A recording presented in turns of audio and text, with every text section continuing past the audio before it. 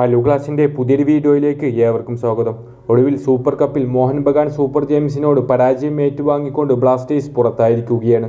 തീർത്തും നിരാശാജനകമായൊരു മത്സരമായിരുന്നു ഇന്ന് Blasters കാഴ്ചവെച്ചിട്ടുണ്ടായിരുന്നത്. Adrian ലൂണയെ പോലുള്ള ഒരു ക്രിയേറ്റീവ് മിഡ്ഫീൽഡർ അഭാവം ബ്ലാസ്റ്റേഴ്സിന്റെ ഇന്നത്തെ മത്സരത്തിൽ കാണാനായി. ലൂണ എത്രത്തോളം ബ്ലാസ്റ്റേഴ്സിന്റെ ഇമ്പോർട്ടന്റ് കളിക്കാരനാണെന്ന് ഇന്നത്തെ മത്സരം എടുത്തു നോക്കിയാൽ മനസ്സിലാവുന്നതാണ്. അതുപോലെ തന്നെ ബ്ലാസ്റ്റേഴ്സിന്റെ ഡിഫൻസിലെ താരങ്ങൾ വരുത്തിയ മിസ്റ്റേക്കുകളും എടുത്തു പറയേണ്ടതാണ്. മിലോസ് ഹോർമിപാം എന്നീ രണ്ടു താരങ്ങളെല്ലാം വളരെ നിരാശാജനകമായ പ്രകടനമാണ് ഡിഫൻസിൽ നിന്ന് കാഴ്ചവെച്ചിട്ടുണ്ടായിരുന്നത്. ഐമന്റെ മിന്നും പ്രകടനം കാണാനായി. അതുപോലെ തന്നെ യുവതാരമായ ശ്രീകുട്ടന്റെ ഒരുപാട് ത്രൂ പാസുകളെല്ലാം കാണാനിടയായി. എന്നാൽ മുന്നേറ്റ നിര താരമായ ജീസസിന് ഒരുപാട് അവസരങ്ങൾ രണ്ടാം പകുതി ലഭിച്ചിട്ടുണ്ടായിരുന്നു.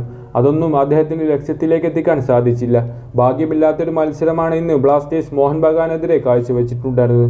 അത്തരത്തിൽ തന്നെയായിരുന്നു നോഹ സദോരിക്കും ഒരുപാട് അവസരങ്ങൾ ലഭിച്ചിട്ടുണ്ടായിരുന്നു.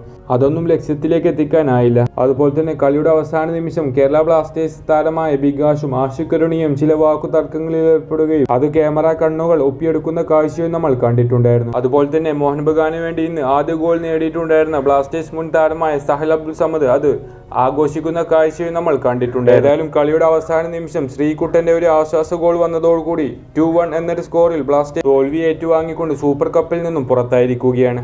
അങ്ങനെ ട്രോഫി ഇല്ലാതെ മറ്റൊരു സീസൺ ഇവിടെ അവസാനിക്കുകയാണ്. വരും സീസണിൽ ബ്ലാസ്റ്റേഴ്സ് മികച്ച രീതിയിൽ മികച്ച സൈനിങ്ങുകളെല്ലാം നടത്തിക്കൊണ്ട് മികച്ചൊരു സ്ക്വാഡായിക്കൊണ്ട് തിരിച്ചു വരട്ടെ നമുക്ക് ആശംസിക്കാം. ഏതായാലും ബ്ലാസ്റ്റേഴ്സിന്റെ ഇന്നത്തെ പ്രകടനവുമായി ബന്ധപ്പെട്ടുള്ള നിങ്ങളുടെ അഭിപ്രായങ്ങൾ കമന്റ് ബോക്സിൽ അറിയിക്കുക. മറ്റൊരു വീഡിയോയുമായി നമുക്ക് വീണ്ടും കാണാം.